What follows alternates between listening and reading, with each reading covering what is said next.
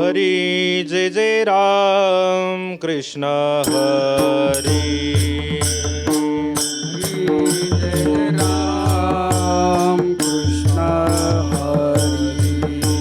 हरी जय जय राम कृष्ण हरी जय जय राम कृष्ण हरी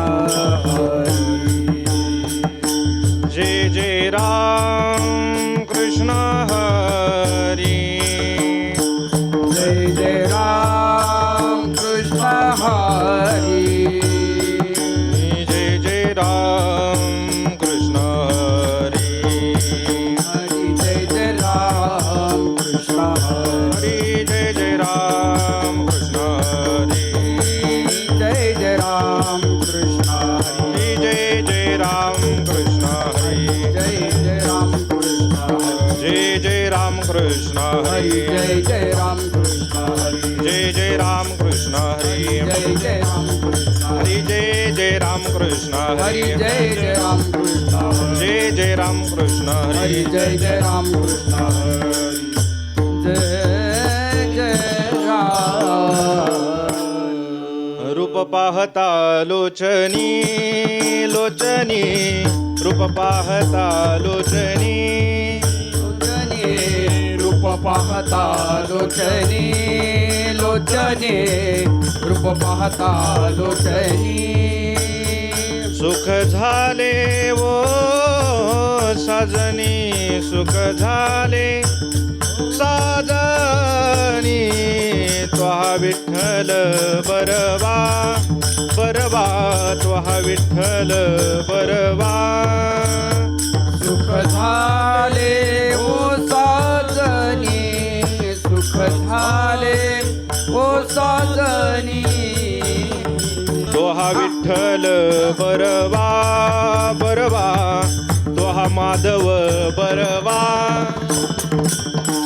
हा विठ्ठल बरवा बरवा माधव बरवा जय जय राम कृष्ण हरी जय जय राम कृष्ण आहा जय जय राम कृष्ण हरी जय जय राम कृष्ण हरी जय जय राम कृष्ण हरी जय जय राम कृष्ण हरी जय जय राम कृष्ण हरी जय जय राम कृष्ण हरी जय जय राम कृष्ण हरी जय जय राम कृष्ण हरी जय जय राम जय जय राम काय सांगू आता संतांचे उपकार काय सांगू आता संतांचे उपकार काय सांगू आता संतांचे उपकार काय सांगू आता संतांचे उपकार मज निरंतर जागविती मज निरंतर जागविते जागविते काय द्यावे त्यासी भावे उतराई काय द्यावे त्यासी भावे उतराई ठेवी तो हा पायी जीव थोडा हे वितो हा पायी जीव थोडा ठेवितो हा पायी जीव थोडा सहज बोलणे हित उपदेश सहज बोलणे हित उपदेश करुणी सायास शिकविती करुणी सायास शिकविती करुणी सायास शिकविती काय द्यावे त्यासी भावे उतराई काय द्यावे त्याचे भावे उतराई काय द्यावे त्यासी भावे उतराई काय द्यावे त्याचे भावे उतराई ठेवितो हा पायी जीव थोडा हे वितो हा पायी जीव थोडा तू कामने वत्स धेनो वेचे चित्ती कामने वत्स धेनु एक चित्ती तू कामने वत्स धेनो वेचे चित्ती कामने वत्स धेनु एक चित्ती तैसे मज येते सांभाळीत तैसे मज येते सांभाळीत काय द्यावे त्याची भावे उतराई काय द्यावे त्यासी भावे उतराई द्यावे त्याची भावे उतराई काय द्यावे त्यासी भावे उतराई बाई जीव थोडा वितो हा पायी जीव थोडा वितो हा पायी जीव थोडा गोबार खुमाई विठ्ठल विठ्ठल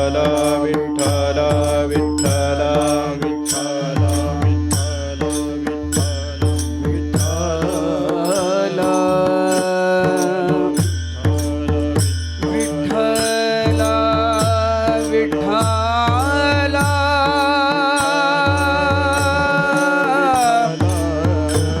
विठ्ठल विठ्ठल विठ्ठल विठ्ठल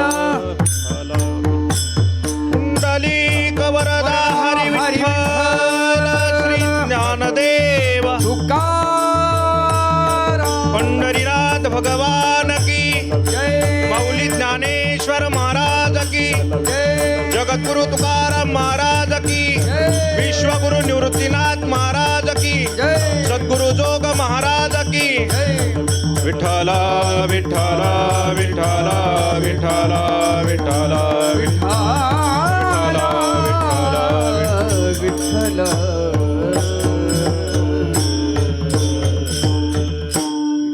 काय सांगू आता संतांचे उपकार, काय सांगू आता संतांचे उपकार, मज निरंतर जागविती. काय द्यावे त्यासी भावे उतराई, ठेवितो हा पायी जीव थोडा प्रस्तुत. प्राप्त प्रसंगी समप्राप्त सेवेकरता घेतलेला अभंग श्रीमंत श्री जगद्गुरु तुकोबाराय यांचा असून या अभंगातून जगद्गुरु तुकोबाराय तुमच्या आमच्या समोर संतांबद्दलची कृतज्ञता व्यक्त करतात. विठ्ठल विठ्ठल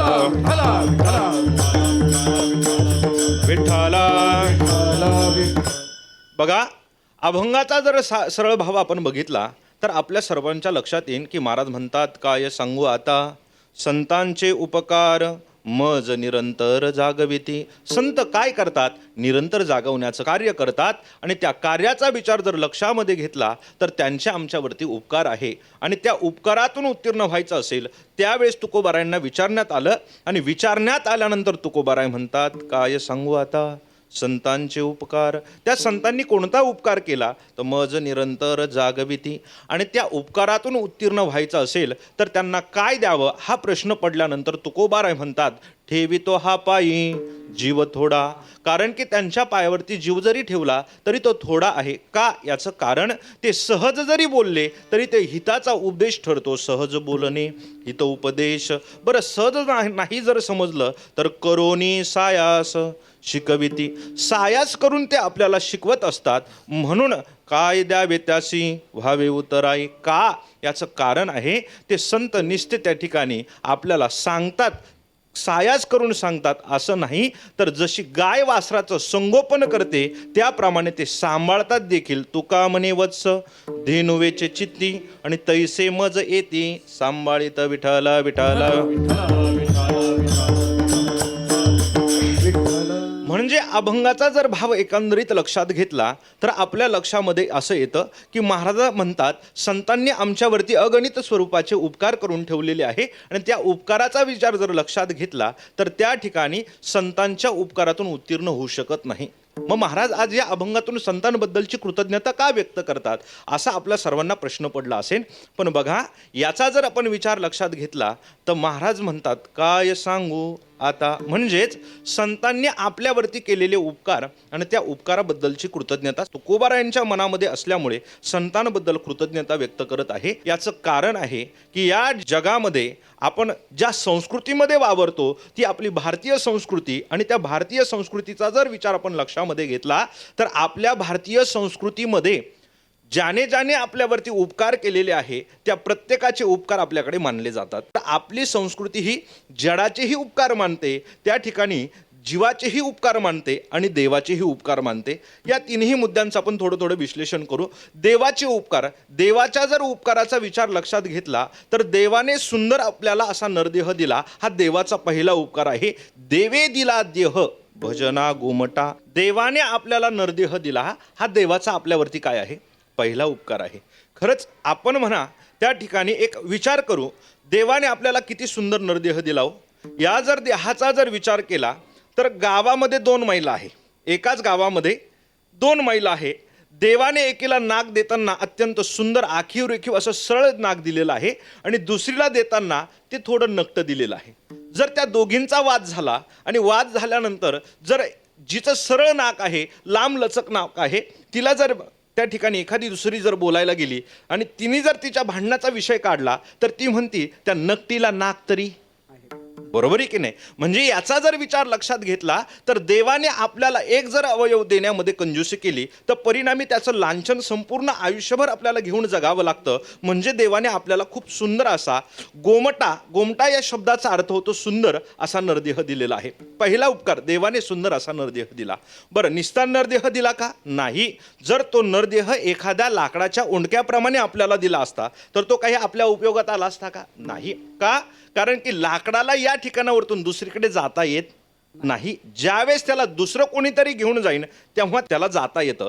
मग याचा जर विचार लक्षात घेतला तर देवाने आपल्याला त्या ठिकाणी नरदेह दिला, पण तो नरदेह देत असताना त्या ठिकाणी त्याला अवयव दिले इंद्रिय हात पाय कान डोळे मुख बोलाया वचन जेने जोडसी तू नारायण नासे जीवपन भवरोग. म्हणजे देवाने आपल्याला अवयव दिले आणि प्रत्येक अवयव देत असताना त्या प्रत्येक अवयवाचं एक विशिष्ट त्या ठिकाणी कार्य सांगितलेलं आहे. डोळ्याने काय करायचं? त्या भगवान परमात्म्याचं रूप बघायचं. आवडे हे रूप गोजिरे सगुण. म्हणजे देवाचं जे रूप आपल्या मनाला आवडणारं आहे ते रूप त्या ठिकाणी आपण बघितलं पाहिजे. याच्यासाठी आपल्याला देवाने डोळ्याचं प्रयोजन केलेलं आहे. हाताचं प्रयोजन काय आहे? भगवंताच्या भजनामध्ये आपल्याला हाताने टाळी वाजवता यावी याच्यासाठी देवाने आपल्या या हाताचं प्रयोजन केलेलं आहे. पायाचा जर त्या ठिकाणी विचार केला तर वाटती चालावी पंढरीची. म्हणजे माऊली ज्ञानोबाराय म्हणतात सकळ तीर्थांची धुरे जे का माता पितरे आणि तया सेविशी शरीरे लोण की जे. म्हणजे काय म्हणतात माऊली की जोपर्यंत आई वडील आहे त्यांच्या सेवेमध्ये शरीर घालवा. पण एका बाजूला तुकोबाराय नाटाच्या अभंगामध्ये म्हणतात की जव हे सकळ सिद्ध आहे हात चालावया पाय तव तू आपले स्वहित पाहे तीर्थयात्रे जाय चुकू नको. म्हणजे या ठिकाणी तुकोबाराय म्हणतात की त्या ठिकाणी माऊली ज्ञानोबारायांचा जर अभंगाचा जर विचार केला तर माऊली म्हणतात तुम्ही आई वडिलांची सेवा करा, कुठल्याही तीर्थाला जाऊ नका. आणि त्यानंतर तुकोबाराय म्हणतात जोपर्यंत हात पाय चांगले आहे तोपर्यंत तीर्थाला जा. मग हे कसं करायचं? तर जोपर्यंत आई वडील आहेत तोपर्यंत त्यांची सेवा करायची आणि एकदा आई वडील गेले की तिथून पुढे आपल्या आयुष्यातील जो परमार्थ आहे त्या परमार्थ पथावरती रूढ व्हायचं आणि तीर्थयात्रेला जायचं. कुठपर्यंत? जोपर्यंत आपले पाय चांगले आहे. आपल्यालाही वारीला जावं वाटतं, पण कुठपर्यंत? जेव्हा आपल्या गुडघ्याच्या वाट्या सटकतात आणि सटकल्यानंतर त्या ठिकाणी आता आपले गुडघे दुखायला लागतात आणि मग आपण इच्छा व्यक्त करतो काय? आता मला पंढरपूरला जावं वाटतं. आणि जोपर्यंत आपले हात पाय चांगले होते तोपर्यंत आपल्याला पंढरपूरला जायचं सुचत नाही. पण देवाचं त्या ठिकाणी पायाचं प्रयोजन कशासाठी केलेलं आहे? तर देवाने पायाचं प्रयोजन त्या ठिकाणी तीर्थयात्रेला जाण्यासाठी केलेलं आहे. प्रत्येक अवयवाचं त्या ठिकाणी सांगता येईल, पण बघा आपण हे मोजके अवयव बघितले. म्हणजे देवाने प्रत्येक अवयव, कानाचा जर विचार केला तर गुण गाईन आवडी हेची माझी सर्व जोडी. म्हणजे त्या कानाचं प्रयोजन भगवान परमात्म्याचं गुणगान गाण्यासाठी आहे, ऐकण्यासाठी आहे. आणि याचा जर विचार लक्षात घेतला तर देवाने आपल्याला सुंदर नरदेह दिला. पहिला उपकार. दुसरा उपकार त्या ठिकाणी त्या नरदेहाला अवयव दिले. बरं, एवढंच केलं का? तो जर दगडासारखा निर्जीव दिला असता तर काही उपयोग झाला असता का? देह देऊनही उपयोग नव्हता आणि त्याचबरोबर आपल्याला अवयव देऊन सुद्धा उपयोग झाला नसता. मग देवाने त्याच्यामध्ये त्या भगवान परमात्म्याला जाणण्याचं जे ज्ञान आहे ना ते ज्ञान देवाने आपल्याला दिलं. काय केलं? त्या ठिकाणी देवाने निज ज्ञान घातले पायी. म्हणजेच त्या ठिकाणी या देवाला जाणण्याचं जे ज्ञान आहे ते निज ज्ञान देवाने आपल्याला या देहामध्ये त्या ठिकाणी देवे दिला देह.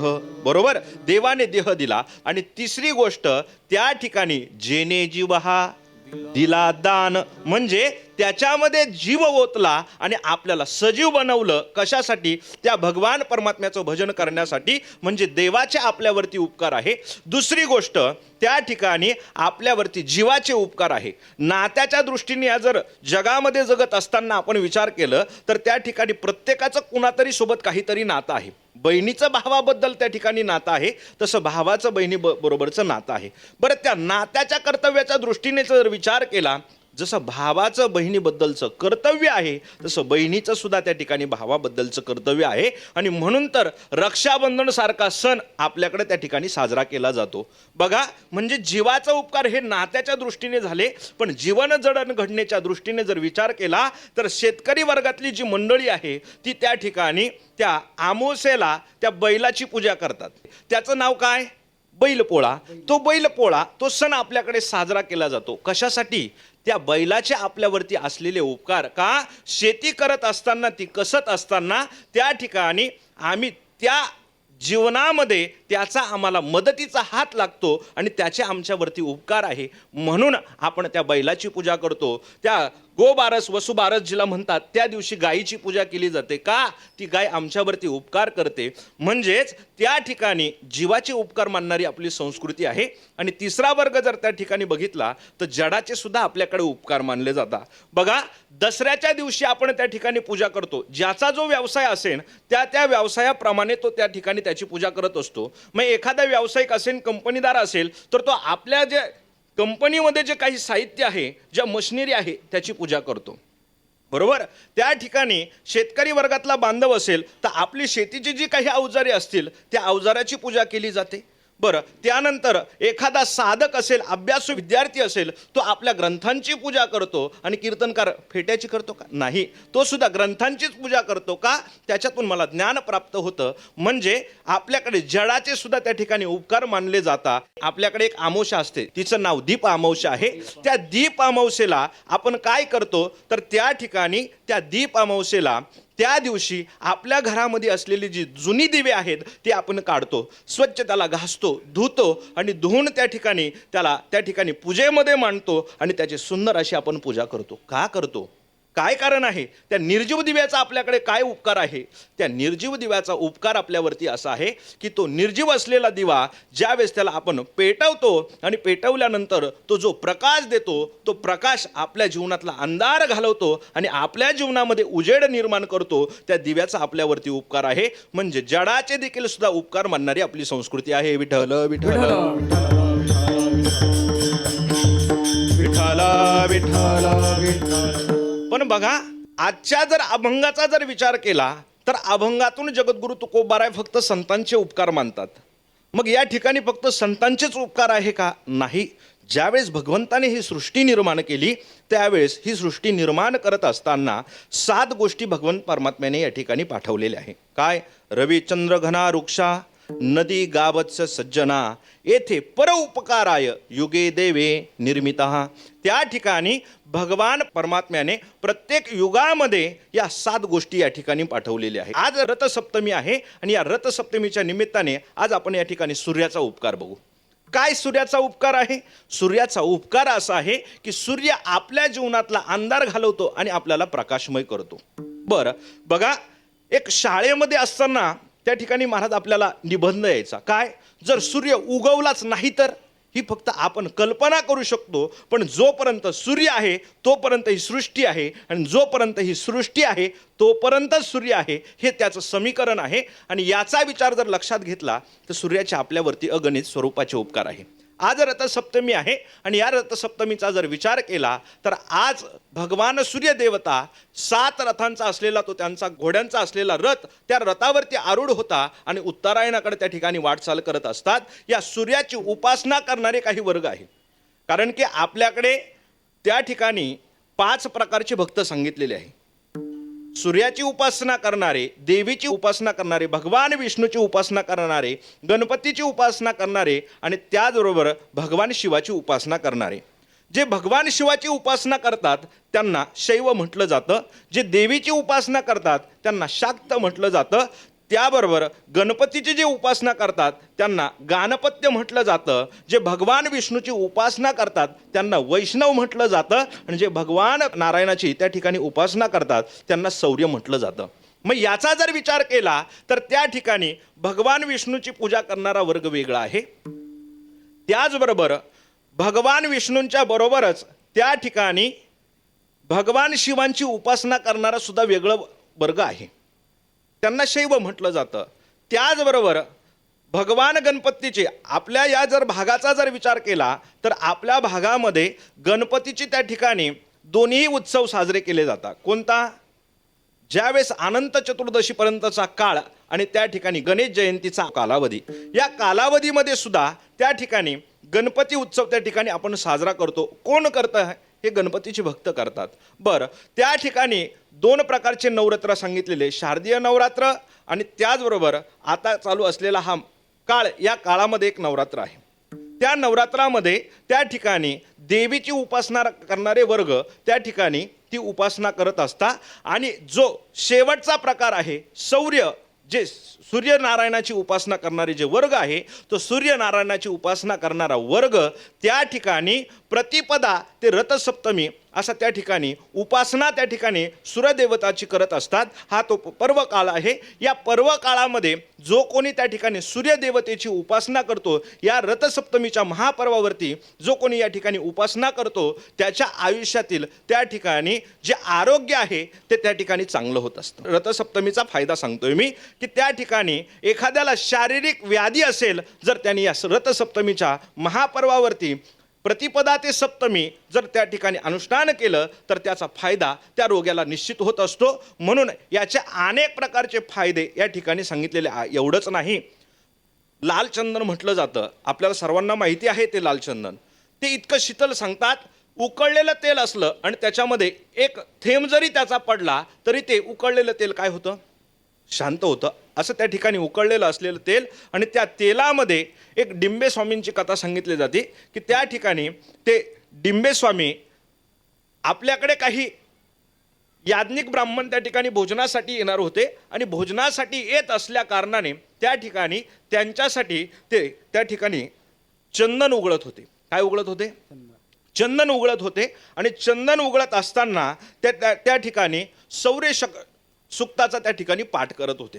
मग ते पाठ करत असताना त्या ठिकाणी त्या मंत्राच्या, त्या डिंबे स्वामींची जी साधना आहे, त्या साधनेतील मंत्रांच्या उच्चाराने त्या ठिकाणी सर्व जगाला शीतल करणारं ते चंदन तप्त झालं. आणि त्या ठिकाणी ते चंदन उघडून झाल्यानंतर त्या ठिकाणी ते सर्व यजमान त्या ठिकाणी भोजनासाठी बसले आणि भोजनासाठी बसल्यानंतर त्या डिंबे स्वामींनी ते चंदन त्यांच्या कपाळाला लावलं.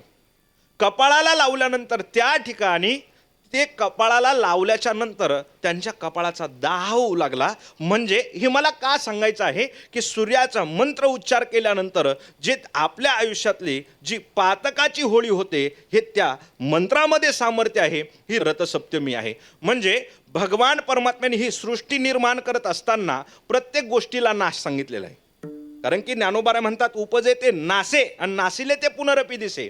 बरोबर आहे की नाही? पण या ठिकाणी ज्या वेळेस या सृष्टीची निर्मिती झाली, त्यावेळेस भगवंताने या ठिकाणी सूर्याची आपल्याला जगावरती उपकार करण्यासाठी त्या ठिकाणी पाठवलेलं आहे. म्हणजे सूर्याचा आपल्यावरती काय आहे? उपकार आहे. रवी, चंद्र, चंद्राचा जर उपकाराचा विचार केला तर त्या ठिकाणी चंद्राचा आपल्यावरती काय उपकार आहे? चंद्राचा आपल्यावरती असा उपकार आहे की त्या ठिकाणी चंद्र आपल्याला काही शीतलता देतो आणि शीतलता देत असताना त्या ठिकाणी जे काही आपण अन्न खातो ते अन्न पक्व दशेला प्राप्त करण्याचं काम त्या ठिकाणी तो चंद्र करत असतो. म्हणजे हा चंद्राचा आपल्यावरती काय आहे? उपकार आहे. बरं, याचा जर विचार लक्षात घेतला तर त्या ठिकाणी चंद्राचे आपल्यावरती उपकार आहे. रवी, चंद्र, घना. घना म्हणजे पाऊस. पावसाचा जर विचार केला तर त्या ठिकाणी पाऊस सुद्धा सतत त्या ठिकाणी आपल्यावरती उपकारासाठी येत असतो. तो कुणामध्ये त्या ठिकाणी मतभेद करत तुकोबाराय म्हणतात, नाही विचारित मेघ गंधारी शेत. त्या ठिकाणी मेघ असा भेदभाव करत नाही, हे श्रीमंताचं शेत आहे की हे गरिबाचं शेत आहे, तो त्या ठिकाणी ही उपजाऊ जमीन आहे की हे नापीक जमीन आहे, याचा विचार करत नाही. तर फक्त त्या ठिकाणी उपकार करण्यासाठी येत असतो. म्हणजे त्या ठिकाणी पावसाचे म्हणजे घनाचे सुद्धा देखील आपल्यावरती उपकार आहे. रवी, चंद्र, घना, वृक्षाचा जर विचार केला तर वृक्षाचे किती उपयोग आहे? मी म्हणतो माणूस जन्माला आल्यापासून उपयोग आहे, तर माणूस मेल्यानंतर सुद्धा काय आहे? उपकार आहे. का? याचं उदाहरण म्हणून तुम्हाला सांगतो. बघा, एखादं बाळ जन्माला आलं आणि बाळ जन्माला आल्यानंतर त्या बाळाला घेतलं जातं आणि त्याला त्या पाळण्यामध्ये टाकलं जातं. आणि तो पाळणा आताचं सांगत नाही, आताचं कीर्तनात सांगण्याजोगं राहिलं नाही, हे जुन्या काळातलं सांगतो. जुन्या काळामध्ये तो पाळणा जो होता, तो पाळणा कशाचा असायचा? लाकडाचा असायचा. बरं, एवढंच नाही, दशक्रियेच्या दिवशी त्या ठिकाणी त्या पिंडासाठी भात शिजवला जातो. तो भात शिजवत असताना त्या ठिकाणी त्या भांड्यामध्ये तो भात हलवला जातो. कशाने हलवता तो? चमचा, पळी नाही. मग तिथलीच एक काडी घेतली जायची आणि त्या भाताला काय केलं जायचं? हलवलं जातं आणि त्याला ते शिजवलं जातं, त्या ठिकाणी मी हे सांगत होतो की माणूस जन्माला आल्यापासून त्या ठिकाणी झाडाचा उपयोग आहे, तर मेल्यानंतर सुद्धा झाड आपल्यावरती उपकार करतं, एवढा उपकार आपल्यावरती झाडाचा आहे. बरं, नदीच्या उपकाराचा, रवी चंद्र घना वृक्षा नदी, नदीचा जर विचार केला तर नदी सुद्धा आपल्यावरती उपकार करते. काय करते? वाचे म्हणता गंगा गंगा, सकळ पापे किंवा सकळ दोष जाती भंगा. म्हणजे त्या ठिकाणी त्या गंगेचं नामस्मरण जरी केलं तरी त्या ठिकाणी ती आपल्यावरती काय करते? उपकार करते. बरं, याचा जर विचार लक्षात घेतला तर ती त्या ठिकाणी वाहताना कशासाठी वाहते? पर उपकारासाठी वाहते. आणि वाहत असताना माऊली ज्ञानोबा म्हणतात की ती काय करते? ओखीत तिरीचे पादक आणि समुद्रा जाय आपो गंगेचे जैसे. म्हणजे ती काय करते? उपकार करत करत जे सभोवतालची झाडं वृक्ष आहे त्यांना त्या ठिकाणी पोषण म्हणून पाणी देते आणि मग ती वाहत वाहत गंगेला प्राप्त होते. म्हणजे ती गंगेला जरी प्राप्त होणं तिचं ध्येय असलं पण उपकार करीत जाणं हे तिचं कर्तव्य आहे. विठ्ठल विठ्ठल विठ्ठल.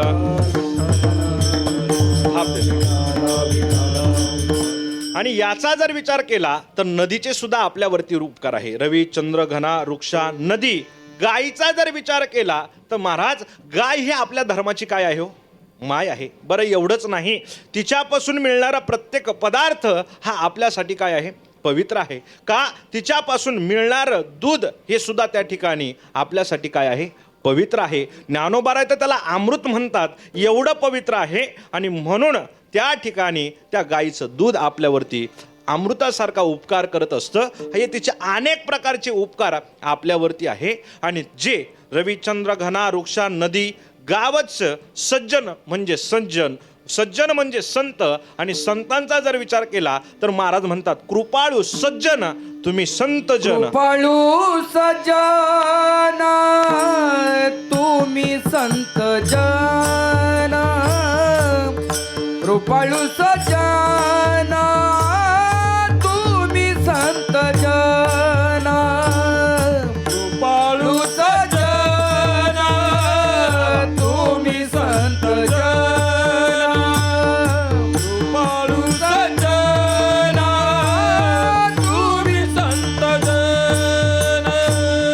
एवढे कृपादान तुमचे मज, एवढे कृपादान तुमचे मज, आठवण तुम्ही द्यावी पांडुरंगा, आठवण तुम्ही द्यावी पांडुरंगा, आठवण तुम्ही द्यावी पांडुरंगा, आठवण तुम्ही द्यावी पांडुरंगा, पांडुरंगा. बघा, संतांना त्या ठिकाणी सज्जन या ठिकाणी महाराजांनी म्हटलेलं आहे. पण ते सज्जन कसे आहे? कृपावंत आहे, कृपाळू आहे. आणि याचा विचार करतात या ठिकाणी या संतांनी आपल्यावरती अनेक वेळेस कृपाळूपणा म्हणजे कृपा केलेली आहे आणि आपल्यावरती उपकार केलेले आहे. म्हणून तर त्या ठिकाणी तुकोबाराय म्हणतात काय सांगू आता संतांचे उपकार. या ठिकाणी या संतांबद्दल बोलताना काय शब्द आलेला आहे? का या बाकीच्यांच्या उपकारामध्ये त्या ठिकाणी काय कारण आहे की ते संतांच्या उपमेला पुरू शकत नाही? चंद्राचा जर विचार केला तर त्या ठिकाणी चंद्र हा सतत शीतलता देऊ शकत नाही. जे अमृतकण आहे ते अमृतकण सुद्धा त्या ठिकाणी सतत देऊ शकत नाही. पण त्या ठिकाणी सूर्याचा जरी उपकार बघितला तर सूर्य सुद्धा त्या ठिकाणी संतांच्या उपमेला पुरत नाही. बरं, झाडाचा जर विचार केला, झाड फुलं फळं आपल्याला सर्व काही देतो, पण त्या ठिकाणी ते देत असताना त्याच्यामध्ये सातत्य आहे का? नाही, त्याच्यामध्ये सातत्य नाही. आणि याचा जर विचार केला तर त्या ठिकाणी हे सर्व काही गोष्टी आहे या संतांच्या उपमेला पुरत नाही. आपण गाईला आपल्या धर्माची माता म्हणतो, मग त्या ठिकाणी ती सुद्धा आपल्या त्या ठिकाणी संतांच्या उपमेला पुरत नाही का? नाही. का? गाय ही मुखाने अपवित्र आहे आणि देहाने पवित्र आहे. तसं संतांचा जर विचार केला तर संतांचा संपूर्ण देहच त्या ठिकाणी पवित्र आहे. महाराज म्हणतात पवित्र तो देह वाणी पुण्यवंत जो वदे अच्युत सर्व काळ, म्हणजे संतांचा देह सुद्धा त्या ठिकाणी पवित्र आहे. त्यामुळे गाय सुद्धा संतांच्या उपमेला पुरत नाही. आणि म्हणून या ठिकाणी महाराज आजच्या अभंगातून त्या ठिकाणी संतांबद्दलचे उपकार सांगत आहे अभंगाच्या पहिल्या चरणात. काय सांगू आता संताचे उपकार, काय सांगू आता संताचे उपकार, काय सांगू आता संताचे उपकार, काय सांगू आता संताचे उपकार मज निरंतर जागविते, मज निरंतर जागवते, काय द्यावे त्याची व्हावे उतराई, काय द्यावे त्याची व्हावे उतराई, काय द्यावे त्याची व्हावे उतराई, बोल काय द्यावे त्याची व्हावे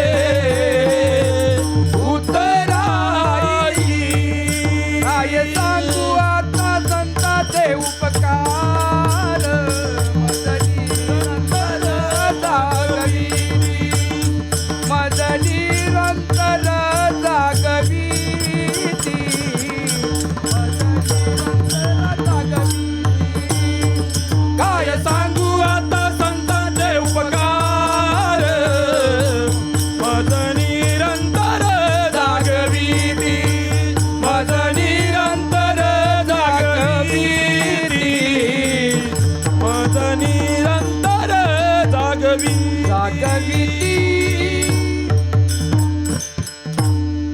बघा, या ठिकाणी महाराज म्हणतात, काय सांगू आता संतांचे उपकार, मज निरंतर जागविती. तुकोबाराय संतांबद्दलची कृतज्ञता व्यक्त करत असताना काय हा शब्द त्या ठिकाणी महाराजांच्या समोर पडलेला आहे. आणि या समोर पडलेल्या प्रश्नाचा जर विचार केला तर काय हा त्या ठिकाणी प्रश्नचिन्ह आहे.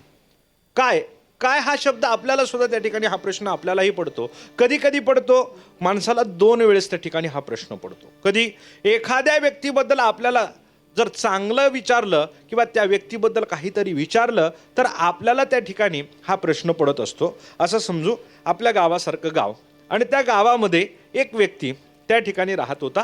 पण राहत असताना त्याचा जो त्रास आहे तो गावाला आहे.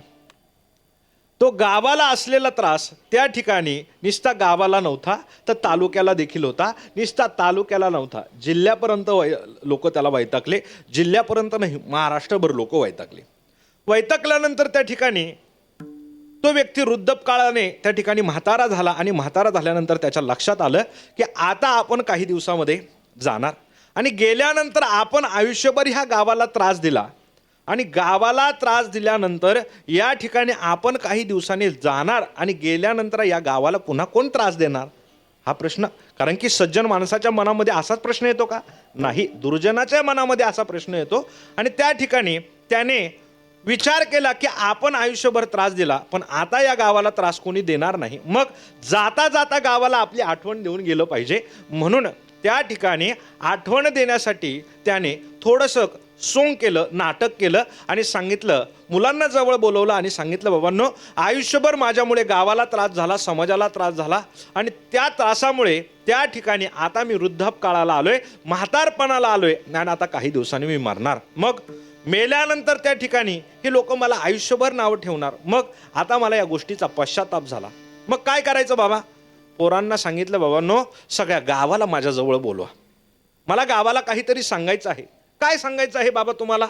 त्यांनी सांगितलं, तुम्ही गावाला बोलवा, मग मी सांगतो. संपूर्ण मुलांनी गाव त्या ठिकाणी बोलवलं. बोलावल्यानंतर त्या ठिकाणी सगळे मंडळी उपस्थित झाले आणि उपस्थित झाल्यानंतर त्यांनी सांगितलं, बाबा बघा ना, मी तुम्हाला आयुष्यभर त्या ठिकाणी त्रास दिला, इतका त्रास दिला की तुम्ही मला वैतागला आणि वैतागून आता माझ्या मरणाची वाट बघत आहात. पण बघा, मरताखेरीज मला त्या ठिकाणी केलेल्या गोष्टीचा पश्चाताप होतोय. म्हणून माझी तुमच्याकडे एक प्रार्थना आहे. काय? ज्यावेळेस मी देह जाईन, माझा प्राण जाईन आणि प्राण गेल्यानंतर त्या ठिकाणी मला चौघांच्या खांद्यावरती न्यायचं नाही. मग त्या ठिकाणी माझ्या पायाला दोरी बांधायची आणि ओढत ओढत मला कुठपर्यंत न्यायचं? स्मशानभूमीपर्यंत. ठीक आहे. दुसरा नियम आहे का? काय? त्या ठिकाणी मला चितेवरती ठेवल्यानंतर तुम्ही मला लगेच अग्नी डाग द्यायचा नाही. मग मी आयुष्यभर केलेला हा पश्चाताप आणि त्या पश्चातापाचं फळ म्हणून मला प्रत्येकाने आपल्या पायातली चप्पल काढायची आणि त्या एक एक चपलीचा काय करायचं? मारायचं.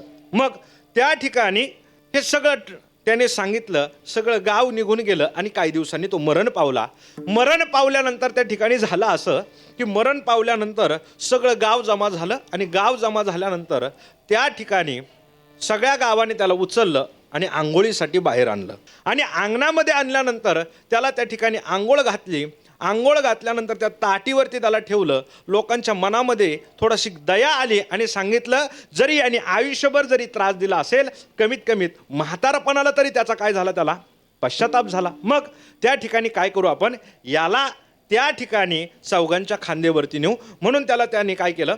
त्या ताटीवरती ठेवलं आणि बांधायला सुरुवात केली. आता हे मासे मरताना सुद्धा सुईचे गेलेले नाही. मग ते मरताना ज्यावेळेस प्राण जाण्याची वेळ झाली त्यावेळेस पाय लांब केले आणि भिंतीला पाठ लावून बसले.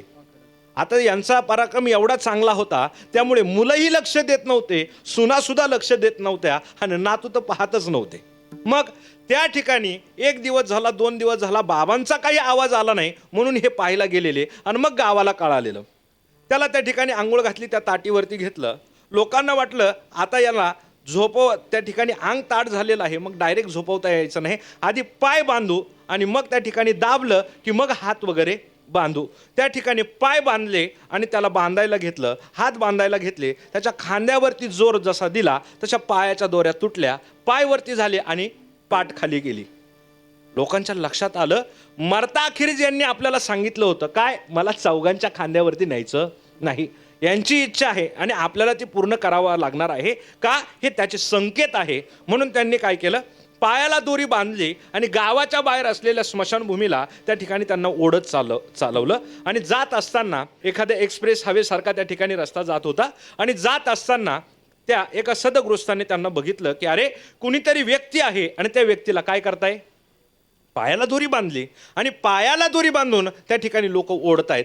जाता जाता समोरच्या गावाला पोलीस चौकी होती, त्या पोलीस चौकीजवळ थांबला आणि थांबल्यानंतर त्याने सांगितलं की बाबा, येता येता मागच्या गावात मी असा प्रसंग पाहिला की एक व्यक्ती त्या ठिकाणी त्याच्या पायाला दोरी बांधलेली आहे आणि गाव त्याला फरफटत त्या ठिकाणी घेऊन चाललेलं आहे. पोलिसांना ही बातमी कळाली. पोलिसांनी गाडी काढली आणि घेऊन निघाले आणि त्या ठिकाणी त्याला अग्नी डाग द्यायचा तितक्यात पोलिसाची गाडी आली. आता पोलिसांना काय माहिती झालं होतं की एका व्यक्तीच्या पायाला दोरी बांधून त्याला काय केलंय?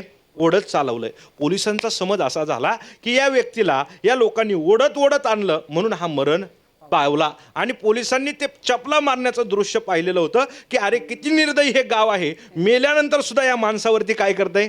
चपलाने मारतंय. म्हणजे या गावाला आपण काय केलं पाहिजे? शासन केलं पाहिजे. संपूर्ण गावातले व्यक्ती उचलले आणि पोलीस चौकीत नेऊन टाकले आणि त्याचा दशक्रिया आला आणि त्याच्या दशक्रियेच्या प्रवचनाला माझं प्रवचन आलं आणि माझ्या प्रवचनाला त्या ठिकाणी मी गावात गेल्यानंतर एका व्यक्तीला भेटलो आणि भेटल्यानंतर त्या ठिकाणी त्यांना विचारलं का हो, यांचा आज दशक्रिया आहे आणि यांच्याबद्दल मला जर त्या ठिकाणी प्रवचनात जर थोडं सांगायचं झालं तर यांच्याबद्दल काय सांगावं? त्यावेळेस तो व्यक्ती म्हणे, काय सांगू आता, म्हणजे एखाद्याने आयुष्यभर वाईट कर्म केलेलं आहे आणि ते कर्म जगासमोर ज्यावेळेस आपण मांडू शकत नाही त्यावेळेस सुद्धा आपल्यावरती त्या प्रसंग येतो की यांच्याबद्दल काय सांगावं. आणि एखादा गावामध्ये असा ग्रस्त आहे की संपूर्ण आयुष्य त्या ठिकाणी समाजासाठी जगला.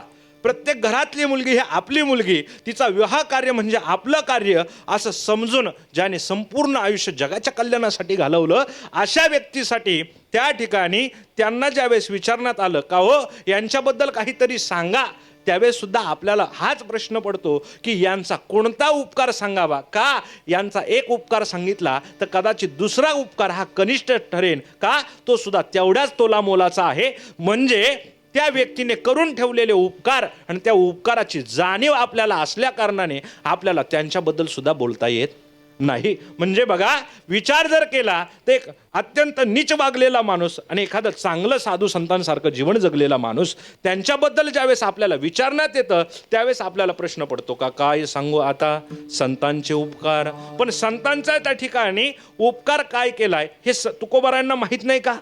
तुकोबारायांना माहीत आहे.